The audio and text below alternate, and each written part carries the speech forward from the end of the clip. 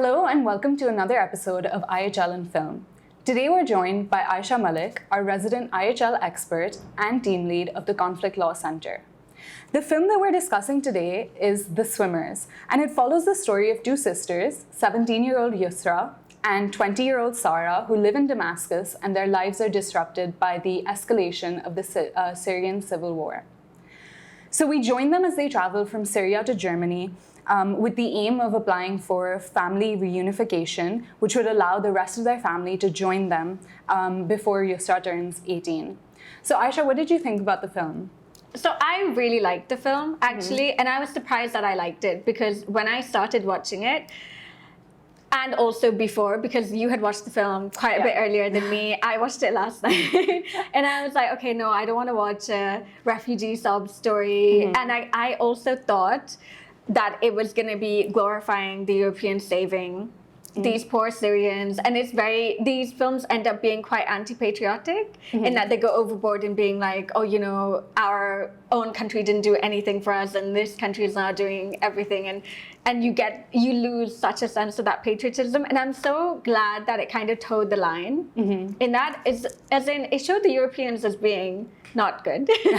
And it also it wasn't very political about what was going on in Syria. Like, you kind of found out about what was happening. They had a very, very intense scene at the beginning where they're partying in Damascus while bombs are going off and they're singing these songs together and that kind of thing. And then when they go to Greece and when they're in the boat between Turkey and Greece, there's that bit where, and we've heard so much, and I think it's true that there's been so much Greek hospitality towards refugees, which has been very celebrated. But they have that scene where the cousin calls the Greek Coast Guard on the boat, and is like, there are women here, there are children here, we're dying, please come and save us. And they're like, it's not our policy. And you know, they were saying nobody cares about us refugees, nobody cares about it. And so I thought it towed that line quite well. And I think we also got to see what it felt like for them. So the way that their lives were kind of normal before the war escalated, and then the way that their lives suddenly changed when they decided to go on that journey, and what that journey was like for them. And then for them also to try to grapple with this concept of where they belong. Because at the start, they're very adamant that they are Syrian. And you see how that kind of changes into how they accept the label of refugee. At first, they're a little unsure about it. And then later, they're more accepting of it. And they kind of, like you see Yusra then perform for the refugee Olympic team. And it was nice, that bit, because she was like, no, even if I swim for the refugees this time, next time I'm going to swim for Syria. So she doesn't lose that. And then you had that conversation between Yusra and Sara on the beach, I think, where they're talking to each other, and she's like, no, you shouldn't swim for Syria, you should swim for refugees because you're now one of those people as well. You don't have a home either, that kind of thing.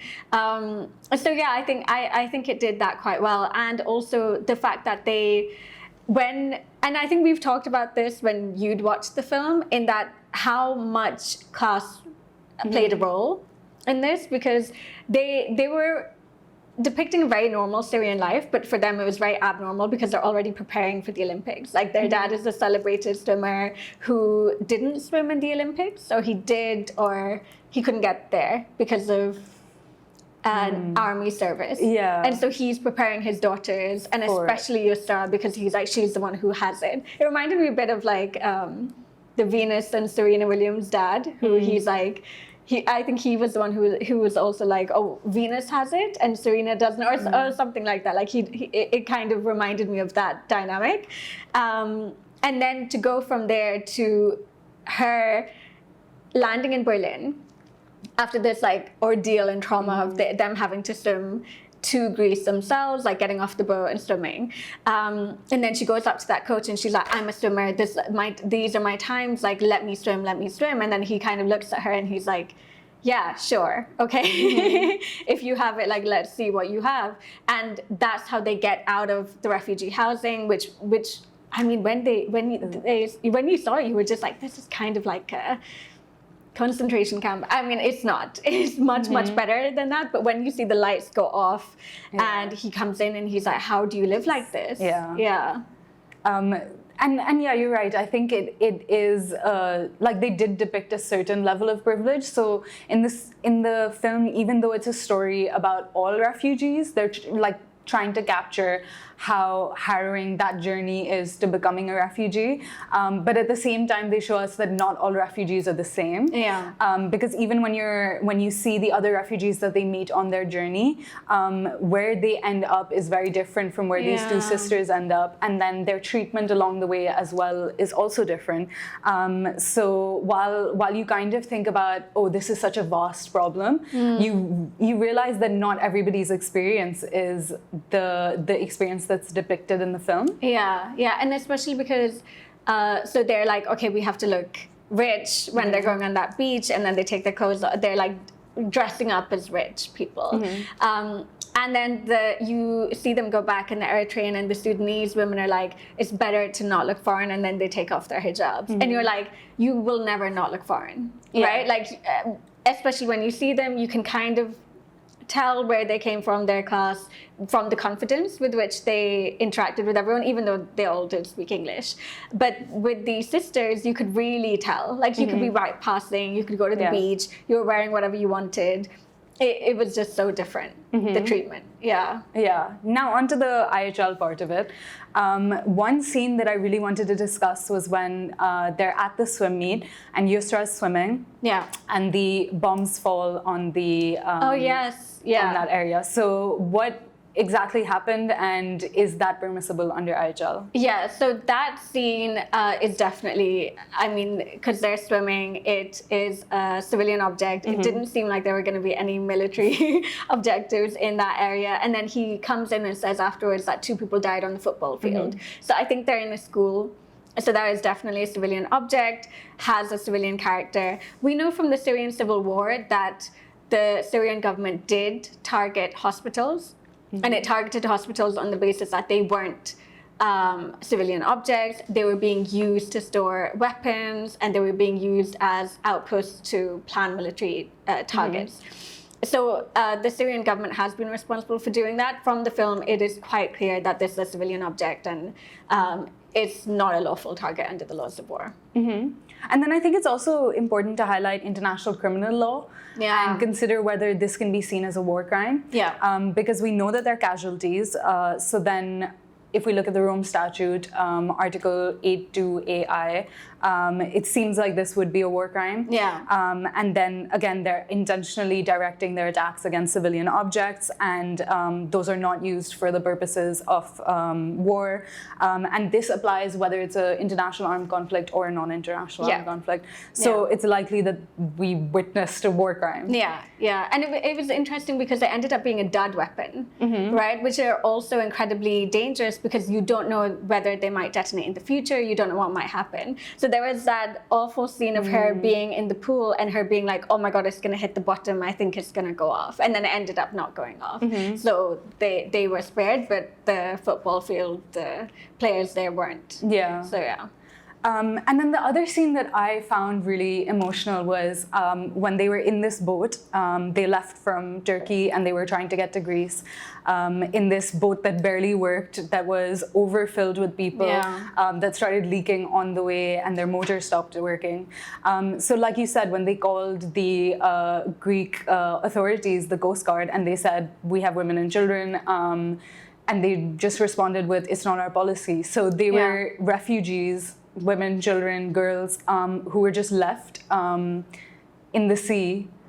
Is that, like, how does that fit within international law? That's a really interesting question, and also quite a debated one, because when you are a signatory to the 1951 Refugee Convention, you have to give anyone who fulfills the definition of a refugee asylum in your borders once they reach that border. So what needs to happen is that so long as that refugee is outside their home country, has a well-founded fear of persecution on the basis of race, religion, nationality, membership of a particular social group, or political opinion, and they can't return to their home country, they qualify as a refugee.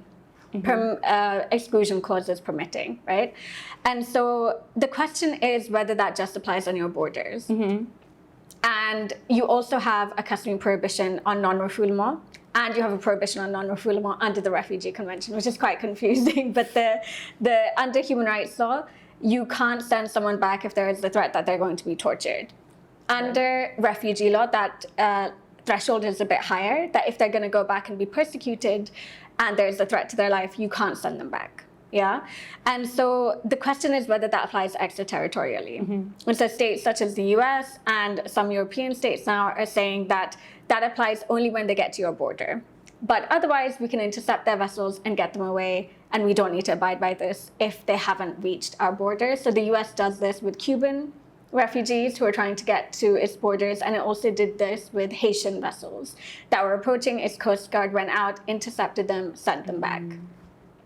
So this has been a huge issue, even with Turkey, when it comes to Kurdish refugees and refugees from Syria. They've erected safe zones on the Syrian side of the border, and they've kept them there. And they said that they're not going to approach our border.